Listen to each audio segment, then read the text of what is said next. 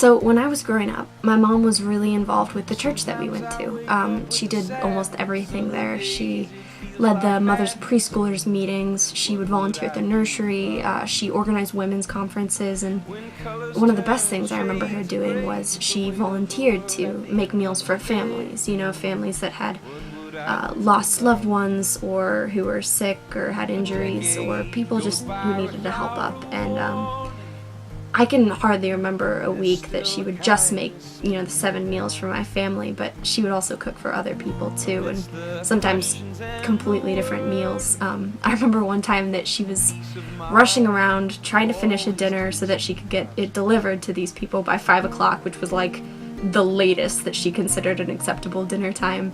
And in her rush, she poured an entire can of evaporated milk into our spaghetti sauce rather than the soup she was trying to make or whatever. And so I think that was one of the only nights in my entire childhood that I can remember her just throwing her hands in the air, giving up, and ordering a pizza. But despite all the many, many different meals that she cooked, the one thing that I can always remember her making to send with her meals was banana bread.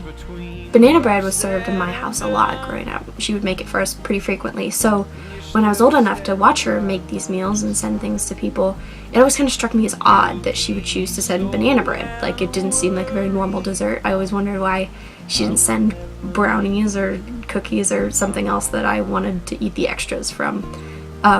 Why she would send banana bread, and I guess I realize now just how practical it was. She wanted these people to have something sweet to eat for dessert, but I think she thought that they could always use the leftovers for breakfast or whatever, and I recognize now kind of what she was trying to do is make the meal last as long as possible.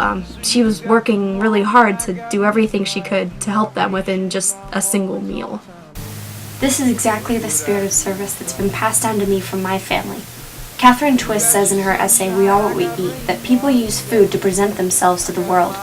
In my mother's case, she couldn't have made it any clearer that with her simple and generous act of service, that she truly cared for others. The Meaning of Food project on PBS offered a similar perspective. It tells the story of a woman who created a ministry for the same purpose of delivering food to the less fortunate. It encourages others to join in a social contract among the children of our country, to just agree to take care of each other's families, no matter whether we know each other or not. Marjorie Halford, the founder, believes that food can bring us comfort that no one else can. These gifts of food are more than just a courtesy to the less fortunate. They're an invaluable and important source of hope and community in difficult times. This was just the way we took care of each other. We did whatever we could, and sometimes the best way to do that was with a home-cooked meal.